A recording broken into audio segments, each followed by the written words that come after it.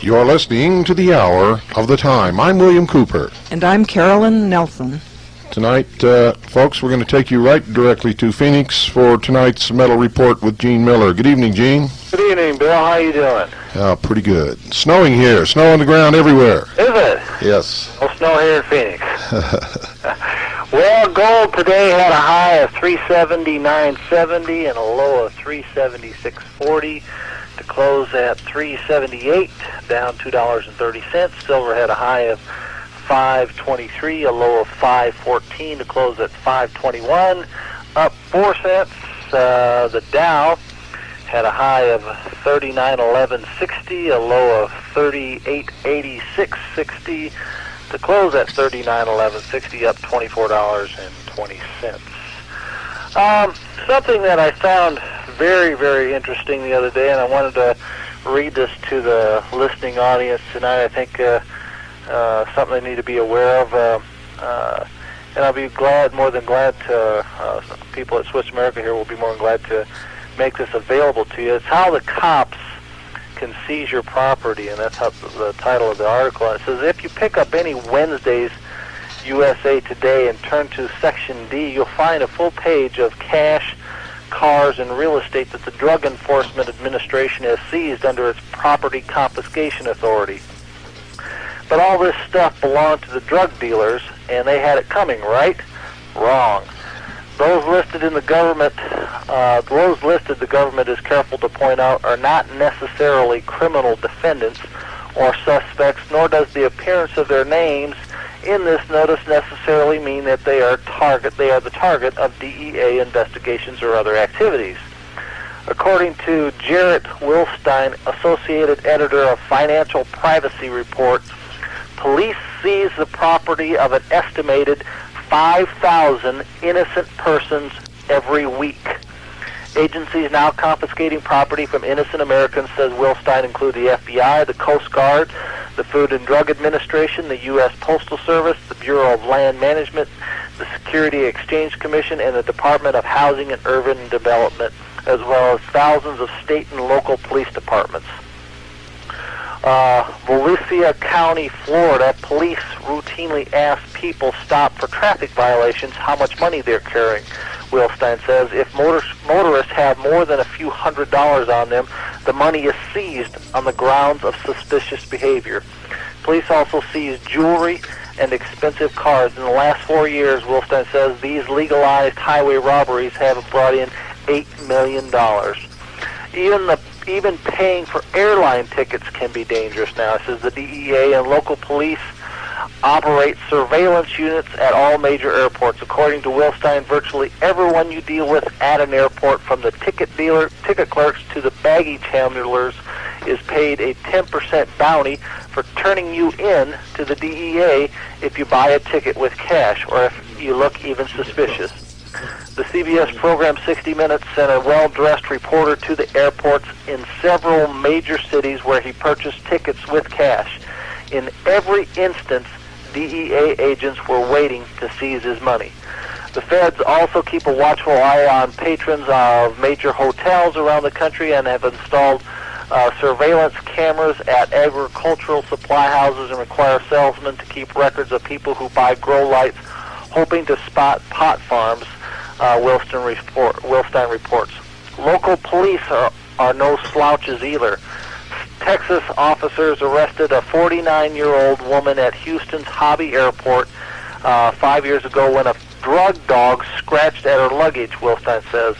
A search revealed no drugs, but did turn up $39,110 in cash, money from an insurance settlement, and the woman's 20-year savings.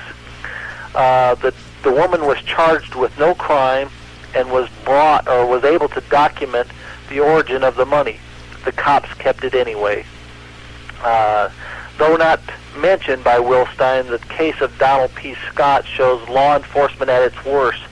Using an improperly obtained search warrant, 30 local and federal law enforcement officers broke down the door of Scott's California home in October of 1992. When Scott, armed with a pistol, went to check on the commotion, the cops killed him in supposedly self-defense. They suspected Scott of growing marijuana, but no marijuana was found. After an exhaustive investigation, Ventura County District Attorney Michael Bradley concluded that the raid was motivated at least in part by a desire to seize and forfeit the ranch for the government. The DA's report added this chilling tidbit. In order to seize and forfeit property under either California or federal law, there is no requirement that an individual be arrested or even charged criminally. You may have thought the Constitution protected you against unreasonable searches and seizures and kept the government from taking your property without due process of law. These are mere words on paper, words increasingly discarded by what some people, including yours truly on especially gloomy days, suspect is the vanguard of a police state. Folks, we better wake up. Ditto. I mean, it is on your doorstep, and you're inviting them in the door. We at Sis America, if you like, will make this available to you. Give us a call, 1-800-289-2646. Bill and myself and others have been, preaching this for a long time now, folks, and you need to do something. You need to get off your duff and give us a call and get yourself prepared, because it is here. It's not something that's coming. It's here. It's now. It's today. And I hope this scares the pants off you and wakes you up. Like Bill says, we don't need any more sheep out there. Let's wake up and smell the coffee. Well, thank you, Gene, and we'll look forward to your report on next Monday. Okay, sir. Good night. Good night.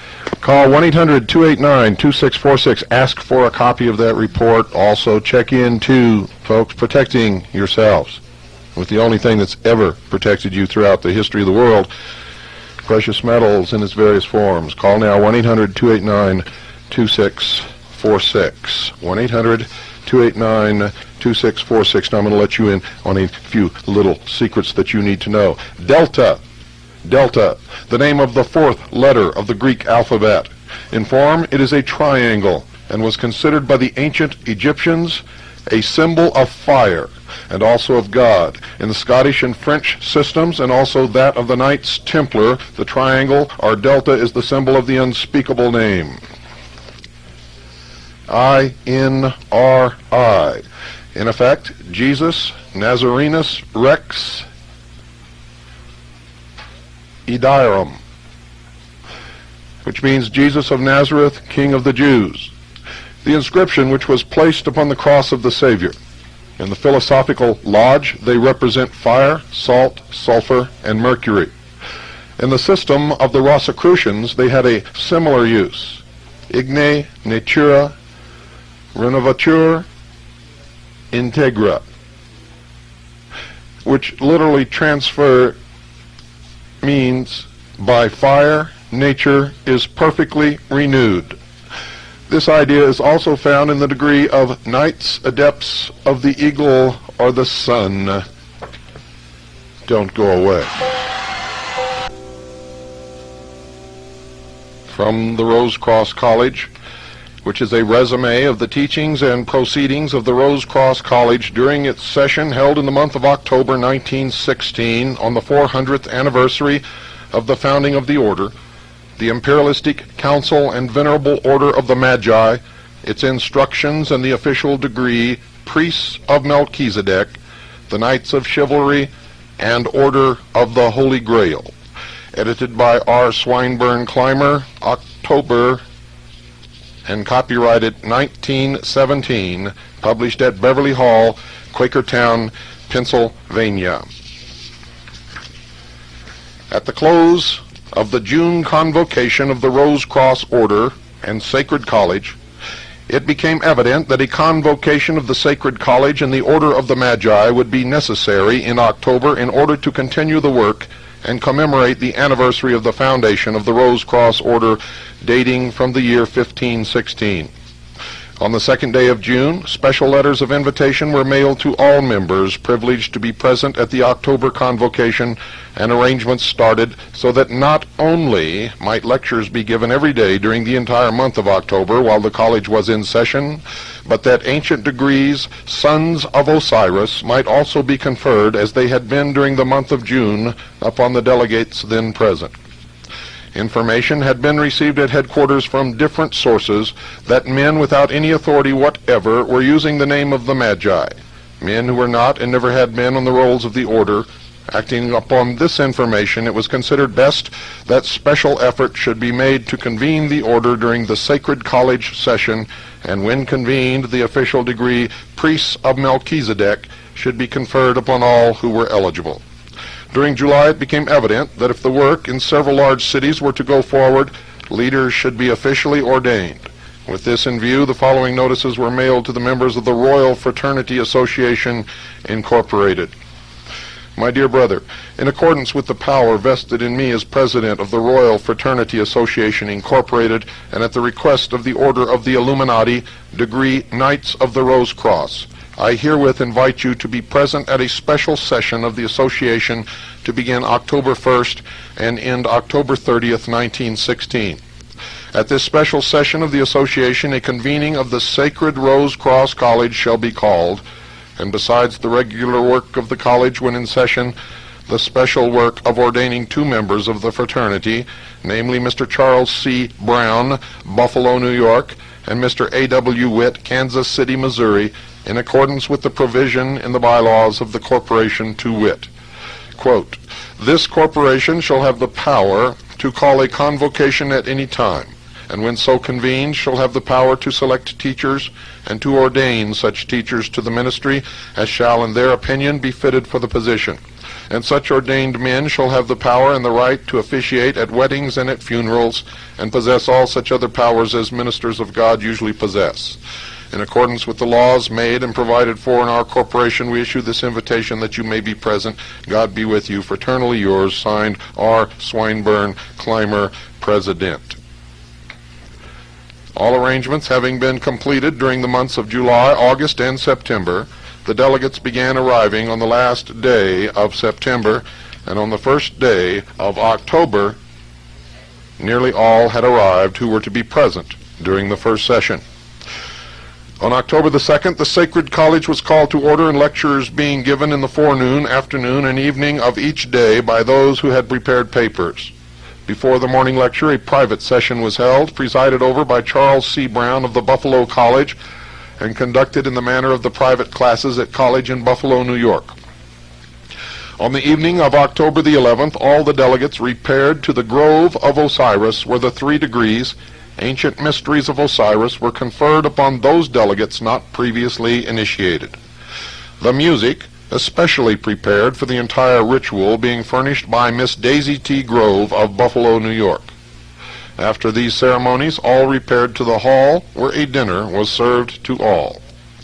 On the night of the 12th of October, the delegates met in the Rose Cross Chapel, and after the Imperialistic Council and Venerable Order of the Magi had opened in due form and finished its official business, the official degree Priests of Melchizedek was conferred upon all those present. Following the conferring of this degree, the council closed, and a special official session of the Royal Fraternity Association, Incorporated, was called to order. After the opening of the business session of the association, the official letter mailed to members was read by the acting secretary, Miss Vera H. Barr, and approved by officers and members present. It was then moved and seconded that Mr. A. W. Witt of Kansas City, Missouri, should be ordained to the ministry in harmony with the corporate powers. Mr. Witt was called upon to make his confession of faith and allegiance to the Church of Illumination and to read the thesis prepared for that purpose. The ordination in due form followed. After the ordination of Mr. Witt, the following resolutions passed by the officers of the corporation in special session on March 10, 1916, were officially approved by all members present. First, because certain people without authority from this corporation or from the true Rose Cross order long established in America have started organizations calling themselves Rosicrucian, but without any Rosicrucian teachings and directly in conflict with Rosicrucian laws and usages, it has become urgent that the Royal Fraternity Association shall issue a certificate of membership good for 1 year to every student who enrolls with any one or other of such orders or fraternities. The fee for such membership certificates shall be 25 cents to cover cost of issue and clerk hire. At the expiration of 1 year, the holder thereof shall make application for a new certificate. All such certificates shall be on record in the office of the President of the corporation. Any student expelled from the order makes void his certificate unless reinstated.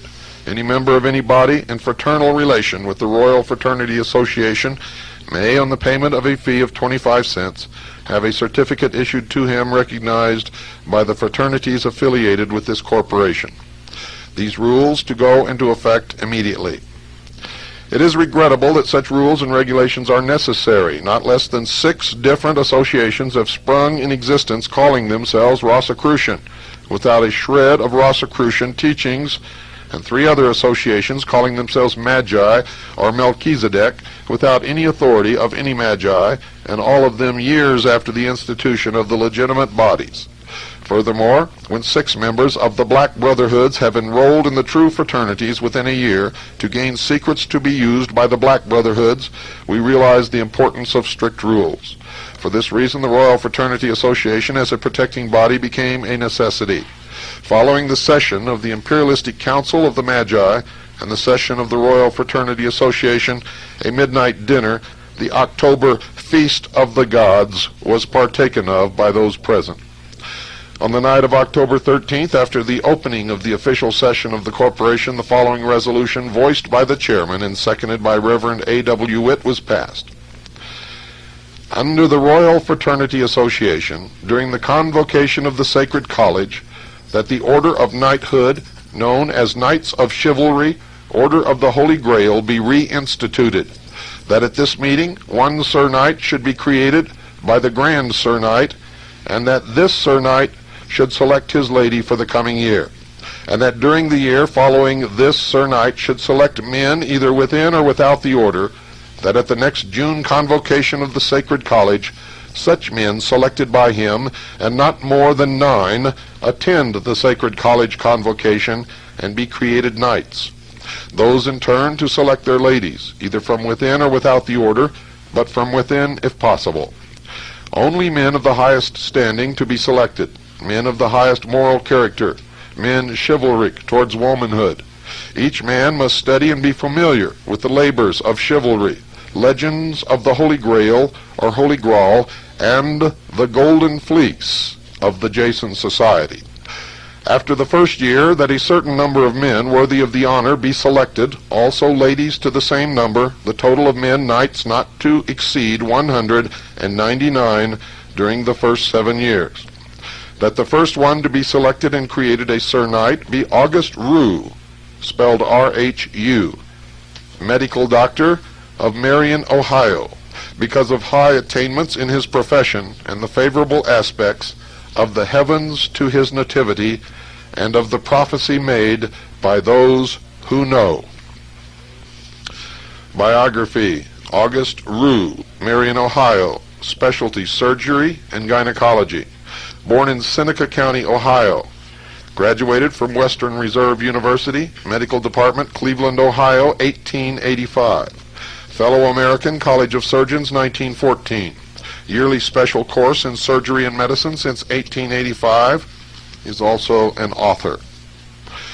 Immediately upon the passing of these articles, Dr. Rue was created a Sir Knight and selected as his lady-in-waiting for the year, M. Alice Reese, spelled R-E-E-S-E, of Kansas City, Missouri, who was then knighted as a lady. R. Swinburne Clymer, as Grand Sir Knight, was ordered to prepare rules and regulations for the Sir Knights after ancient usages. On the 15th day of October, the first session of the Sacred College came to a close, and the delegates returned to their homes. The officers remained for the second session. The second session of the Sacred College was called to order on the 16th of October, at which time the delegates had arrived for the second session. Lectures at once began and continued for the rest of the month. On the evening of the 17th of October, those present repaired to the Grove of Osiris and had conferred upon them the ancient degrees of Osiris, in like manner as that conferred upon the delegates of the first session. The midnight dinner, Feast of the Gods, followed the conferring of the degrees, followed by the usual social session. On the night of the 18th of October, the delegates and officers repaired to the Rose Cross Temple, and after the imperialistic council of the Magi had come to order, the ancient degree, Priests of Melchizedek, was conferred upon them. After closing the temple in due form, an official session of the Royal Fraternity Association, Incorporated, was called to order.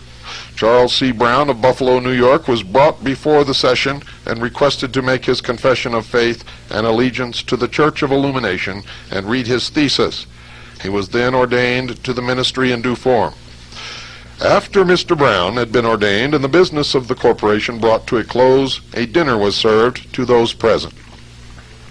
Lectures continued thrice daily with a special session, each forenoon, led by Reverend C.C. Brown until the night of October 24th, when word was received that Joseph A. Walter, 32nd degree Freemason of the Scottish Rite of the Buffalo, New York Consistory, A.A. Scottish Rite, a brother of the order, Fraternity Sons of Osiris, would arrive that day. On his arrival, the imperialistic council and venerable order of the Magi convened, and the ancient degree Priest of Melchizedek was conferred upon Mr. Walter, followed by the official dinner in his honor. Of the lectures given during the month of October, only a limited number can be given. The dedication service, to be used in all ceremonies of ordination to the ministry in the Church of Illumination, was prepared by the writer some years ago and symbolic of the path taken by the neophytes desiring to reach illumination. The article concerning the Magi and the work on the order of knighthood, with exceptions as noted, are from the same pen. With the exception of the Church of Illumination, the thesis prepared by Reverend Charles C. Brown, no other lectures were given by him as he conducted the private classes during the time of the convocation. Our work was prepared by Reverend A.W. Witt as his thesis for ordination, and the all-seeing eye is by the same writer. The lecture, Origin of Symbolism and Eugenics, as taught by the Sacred College, are by Grace Kincaid Morey, a graduate of Oberlin College, Secretary of the Buffalo Rose Cross College, and Secretary of the Royal Fraternity Association, Incorporated. The All-Seeing Eye is by Wayne E. Cake, who has given the subject consideration from the standpoint of a Freemason.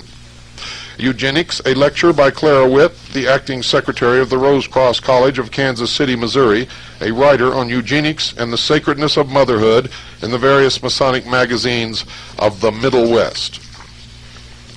Obedience, a lecture by M. Alice Reese, who was knighted as lady to August Rue before mentioned.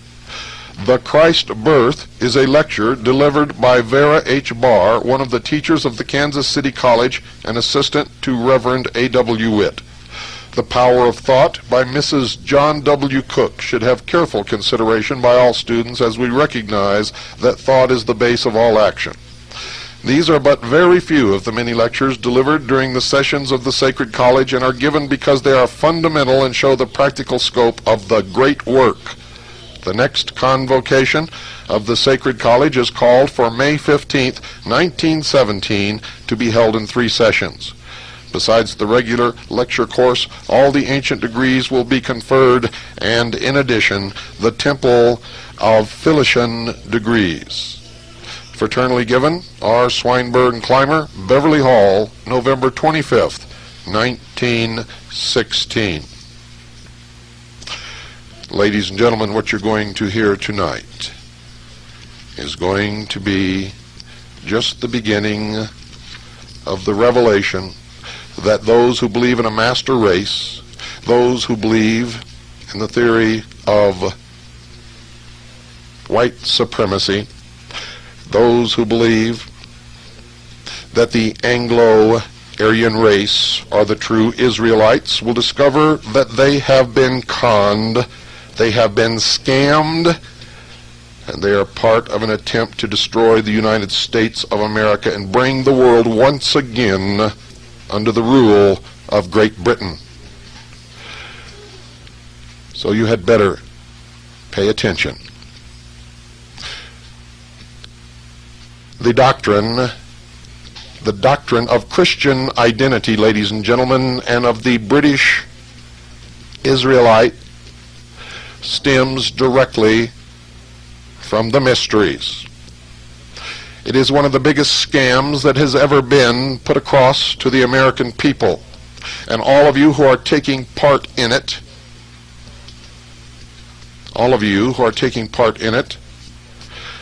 are, for all intents and purposes, calling Jesus Christ a liar. You are also helping in a great plan to destroy this great nation and bring about a one-world, totalitarian, socialist government upon the face of this earth. And if you listen carefully and take notes, and if you go to the sources that we give you, you will discover this on your own. And if you study your own history, if you are of Aryan or Anglo descent, you will discover that there is no Hebrew root in your language. You will discover that your ancestors were primitive, fierce, terrible tribesmen who indulged in human sacrifice and worshipped the sun in temples such as Stonehenge. And if you're smart, you will join all those people in the world who want freedom, irregardless of their race, color, or creed. You will stop buying in to the Hegelian dialectic of divide and conquer, in which they separate us, feed us lies, and send us off to kill each other, while they place the chains about our ankles. Don't go away, ladies and gentlemen. I'll be right back after this very short pause. You know,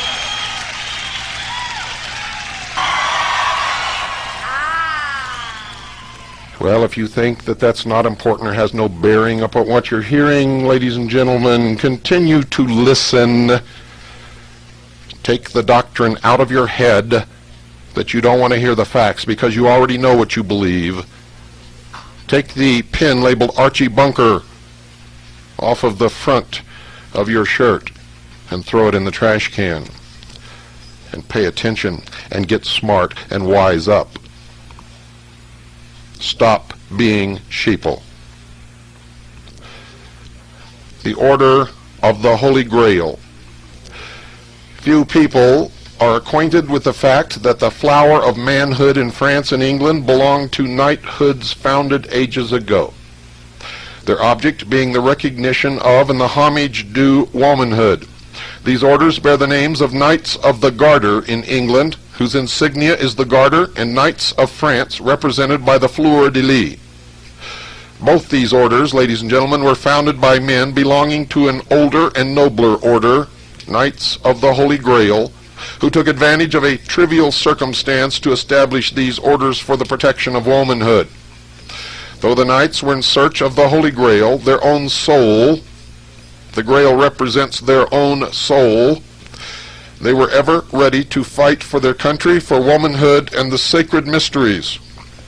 Other orders, dating back many periods of time, under different names and emblems, entertained the same high-minded, chivalric motives. The motto of the Knights of the Garter, Honi soit qui mal y pense, translated, reads, "Evil to him who evil thinks." This phrase fell from the lips of Edward III as he penned the garter, "Guard her," to his arm. To the initiated, this motto takes on a deeper meaning. In its most exalted purity, it was used by knights centuries before the Christian era. The garter is a feminine emblem, supposedly unseen unless by accident. A mishap to a noted countess caused the garter to become the insignia of one of the great orders in history. The greatest movements of an age often appear accidental. The fleur-de-lis is also an emblem of woman, and most of the symbols of the present and earlier ages are characteristic of eternal feminine. Centuries before Jesus walked the earth, members of sacred and honorable orders held the lingam sacred.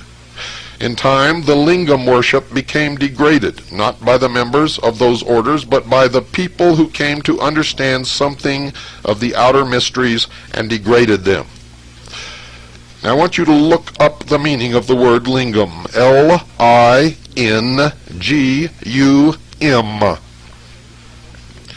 The faith of both Christian and Catholic devotees is symbolized by emblems of sex.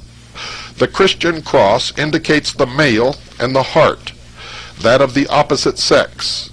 Both cross and heart are creative or phallic emblems. There is nothing greater or higher in the universe of God than creative power. The power that can create can also recreate and regenerate. If we honor the Creator, why not the created creation? All the wisdom, philosophy underlying the knights of the different orders and the mythologies was based upon creative power. Probably the most beautiful and purest of mythological stories is that of Eros and Psyche, the story of the soul and its earth career. As all Sir Knights are expected to read mythology, it is not necessary to give details, but simply call attention to the esoteric meaning of this supposed myth. Aphrodite, or Venus, the fairest queen in the Greek heaven of the immortal gods, was subject to pride and jealousy and demanded homage because of her sex and beauty. Psyche, the soul, untainted by sin, was possessed of a beauty far more attractive and compelling than the mere physical beauty of Aphrodite. The inference is plain. They were rivals. In her innocence, Psyche worshipped Artemis, or purity, the deity of virgins. She had no desire to attend the festivals of Aphrodite, the goddess of love and beauty, because she knew not of love and beauty. This gave offense not only to the priestess, but to her parents as well. The parents called by us temptation, which is the beginning of all knowledge, induced her to appear before the goddess in all her purity and innocence. The worshippers fell down before her. Such obeisance to another beauty roused the anger and jealousy of Aphrodite, who vowed vengeance on the radiant Psyche. Not having sinned, only listened to temptation, Psyche was really not subject to punishment. The soul that listens to the voice of the flesh is not necessarily punished for that which follows, but because of passive resistance, it permits itself further temptation. Aphrodite, symbol of Earth Mother and procreation, resented the adulation bestowed upon innocence. If the worship of men turned from the priestess of love and passion to that which was chaste and immaculate, how could she people the earth and thereby obtain new worshippers? Brooding over this condition, she called her son Eros, or Cupid, the god of love, that beautiful emotion which enters into the heart of all created things, and bade him seek Psyche and arouse in her the desire of love and passion. She commanded him to keep himself inviolate, not taking into consideration the great law of the universe, which demands a just return for all things given or received. Eros, god of love, the law of love itself, retired to do his mother's bidding. Meanwhile, Psyche was lamenting the fate of her loneliness. The maidens about her were being taken in marriage, while she, the fairest, was left uncourted. Like the soul that listens to temptation, she had become an inhabitant of the realm of unrest and longing. No longer single-minded in her worship of Artemis, she was not yet possessed with the desire of love and passion. that state of feeling that would transform the worship of the gods into a longing to possess her. Eros was thus commissioned to bring this about. The temptations not resisted in the life of the soul bring about the unhappiness to which it is subjected. But at the same time, it is the fate of temptation to bequeath knowledge to the soul. Obedience to the tempter results in wrongdoing and sorrow, but it opens the way to wisdom and light. Before the edict of Aphrodite could be carried out, she decreed that Psyche should leave the abode of the gods.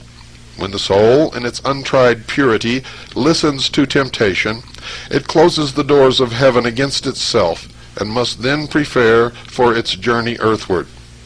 Death is its portion, or, as Psyche was told, she would espouse a monster.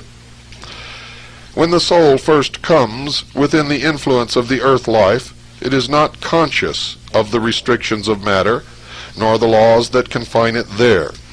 Psyche awoke to a new existence. To her surprise, she found herself surrounded by a realm of beauty with the promised monster nowhere in sight. But her happiness, her content, was of a passive nature. For though banished from the heaven of innocence, she was not awakened to the power and thraldom of passion. Not having actually sinned, she was not in possession of the knowledge of self. She heard the call of love, but saw no form. In answer to her question, Eros answered that it was love, her husband. The perplexed Psyche could not be satisfied with mere assurances of love. The insistent call of the imprisoned soul for knowledge through all the senses demanded recognition. She must see love. Love without passion does not satisfy mankind. It is a state of feeling undemonstrated. The urge in man must know, see, feel, and possess. Eros informed Psyche that because of an unalterable decree, she would never behold his face. Only in darkness could he come to her. Only in secrecy could she know his embrace. To accept love as it is offered, to live surrounded by love, with thoughts unmixed with doubt or suspicion, would lift the soul to the heaven of happiness and immortality. Man, in his attempt to dissect and analyze, opens the way to grief and pain, worry and fear, doubt and misfortune. As darkness falls, or as the soul sinks deeper into the realm of matter, it feels the presence of unseen shapes about it. Fear contends with love, while passion awaits nearby. But Eros, love, makes himself heard through the veil of flesh, and whispers, "Fear not, though the darkness of night surround thee," flesh covering the soul, "I am with thee. My love shall sustain and protect thee. No matter where thou goest, to heaven or hell, thou art mine, my beloved, as I am thine, for I am love, the delight of the world, the giver of life." With love in the soul, there is nothing to fear. When the soul is supported by love, evil is powerless. Love not only gives life, not only bequeaths youth, health, and strength, but molds and perfects mankind. As Psyche received Eros, love, a thrill of joy, passed through her. She opened her arms to the tender form of the lovely youth and cried, "Who art thou that takest pity on one doomed to be a sacrifice to the most terrible monster of the demons of hell?" Eros answered, "Fear not the monster of whom the oracle spoke. I am thy husband. I am he before whom both gods and fiends have reason to tremble." Love supreme is the husband of the soul. It may lead its spouse to the innermost shrine of heaven. Its shadow, lust, may lead to the lowest round of hell. So often mistaken for love, lust roams the earth, seducing, betraying, destroying womanhood. This unspeakable evil was the demon, the dragon, the monster, for which the knights of the Grail were banded together to slay.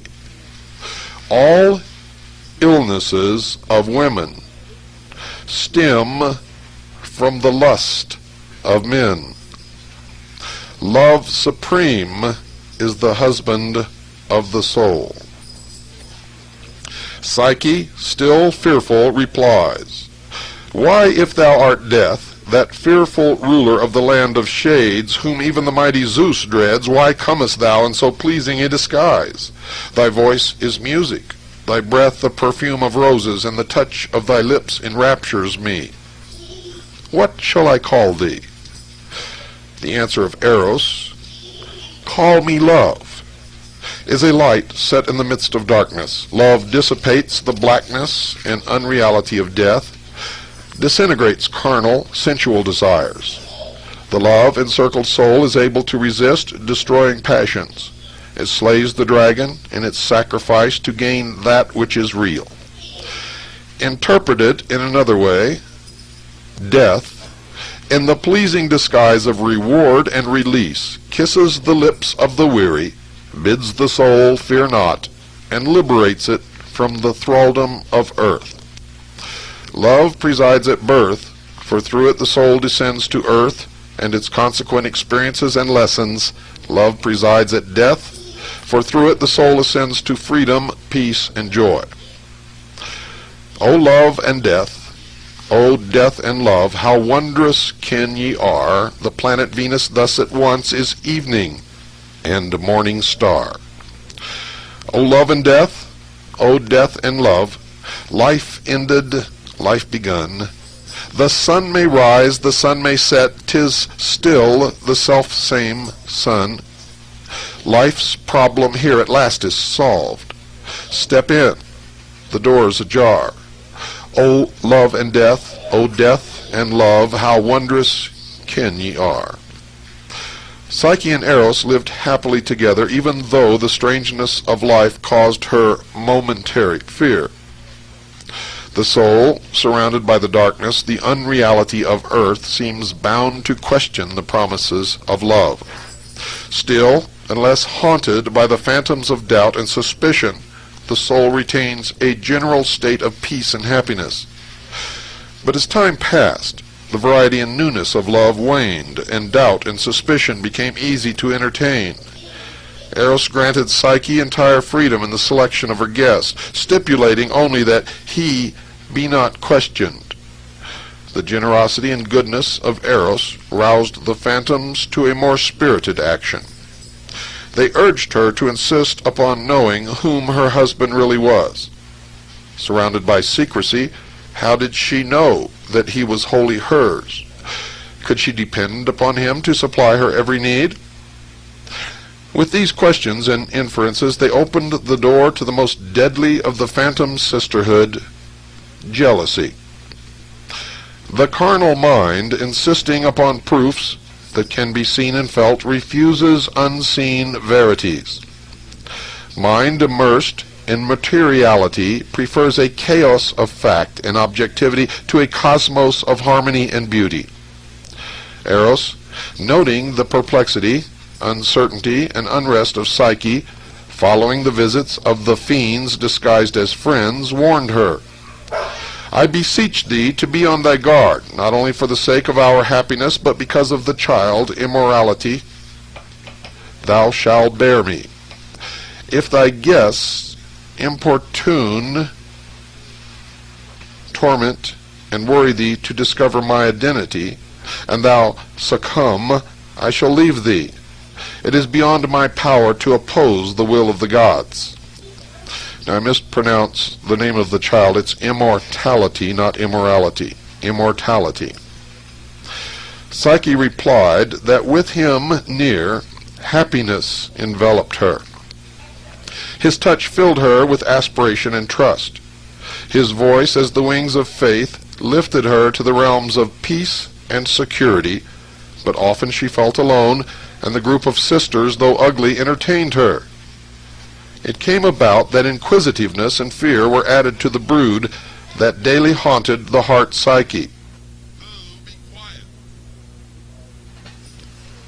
Surrounded by their influence, Eros was helpless. Though possessed of the power of the gods, love cannot dwell in the heart of suspicion.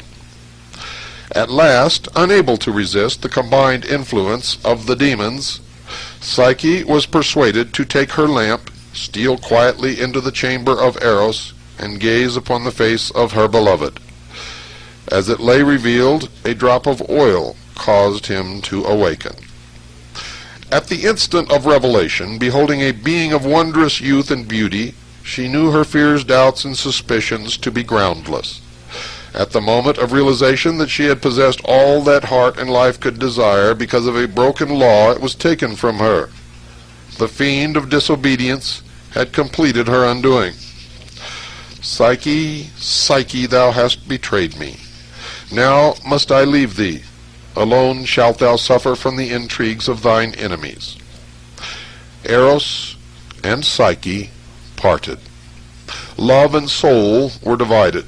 In other words, soul, because of questionings, unbeliefs, doubts, unrest, severed itself from the heaven of faith, peace, and happiness. This is the story and the reason of the pilgrimage of the soul on the earth plane. How often is this story repeated in the homes of thousands today?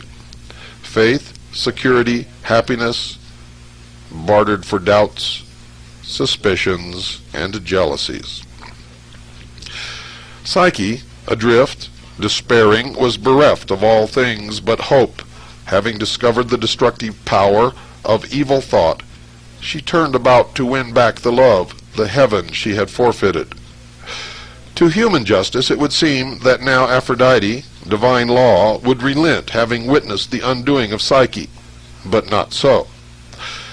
The pain and suffering and longing of Psyche could in no wise mitigate her punishment. Thou shalt by no means come out thence till thou hast paid the uttermost farthing. To have reinstated Psyche among the gods would presuppose a power greater than law, which could nullify or soften its own edicts. Law is not annulled when all is lost through obedience, disobedience. Law is not annulled when all is lost through disobedience. Through pain and travail does one gradually win back their lost estate. Now Psyche called upon all the gods to aid her in recovering love. Her prayers and supplications failed to reach that high heaven, for a broken law becomes an impenetrable wall between an entreaty and its fulfillment. Hera, wife of Zeus, queen of heaven, and knowing all things, that goddess who dwelt near earth and presided over married life, pitied Psyche, saying, Would that I could present thy petition unto Zeus, mighty ruler of all men. That cannot be, for the word of Aphrodite is powerful, and her decrees inviolable. Thou hast brought about this thy fate. Endure the trials that shall come upon thee. Believe thou shalt dwell again in heaven, and work out thine own salvation. Psyche, whose one desire was to recover the delight and happiness of the past, endured the trials. She accepted the punishments. She passed the tests imposed upon her.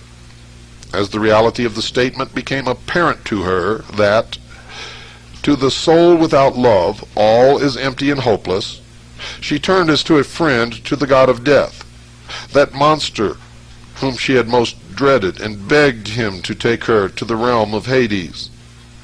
The performance of that journey was the extreme penance for disobedience. And in the willingness to suffer death, in the willingness to be purged of all sin, she brought about her release, for she had paid the uttermost farthing.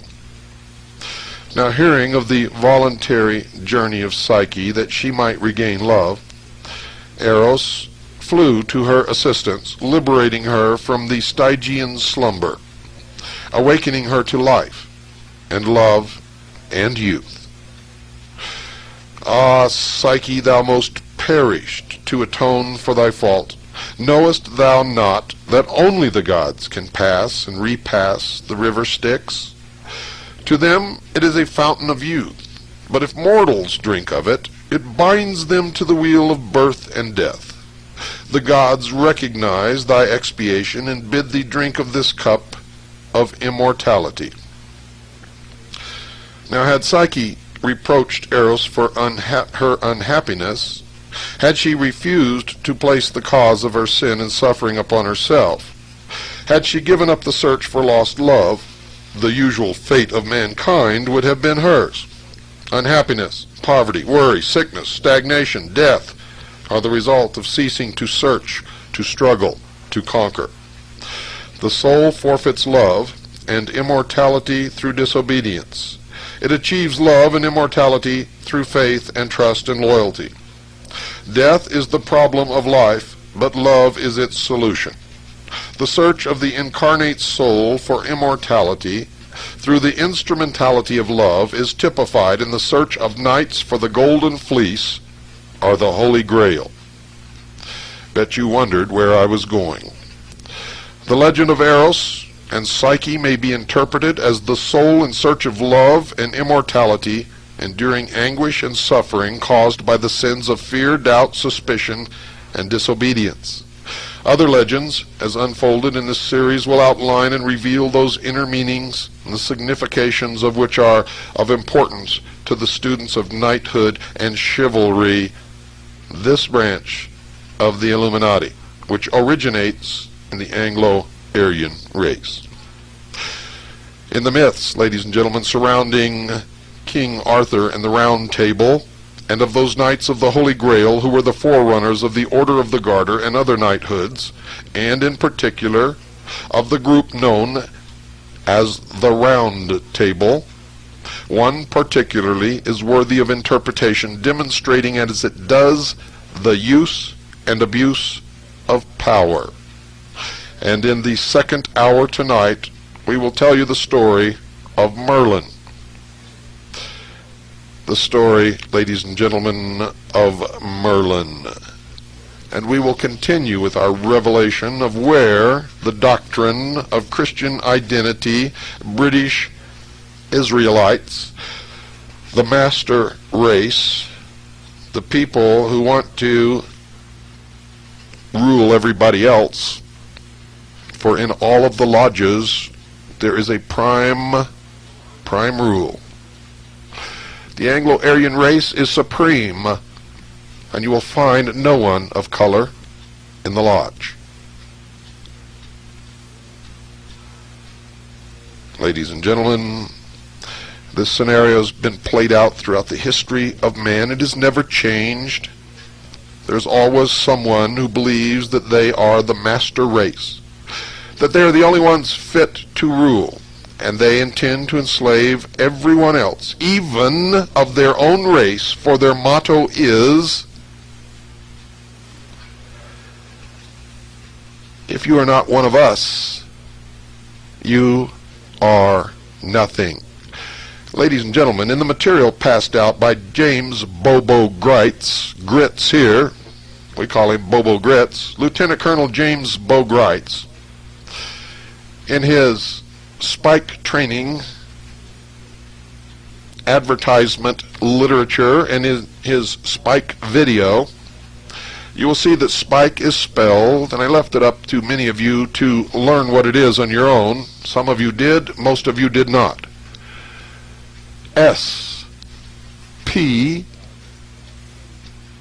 Penis of Osiris, K-E, S-P, Obelisk, K-E, S-P, Phallus, K-E, S-P, Stupid Sheeple, K-E. You had better wake up out there, and you had better do it really quick. I'll be back, folks, 9 p.m. Pacific, 10 Mountain, 11 Central, and midnight Eastern Standard Time. Don't miss it, and if you do, tape it, and if you can't tape it, order the tapes from us. Good night, and God bless you all.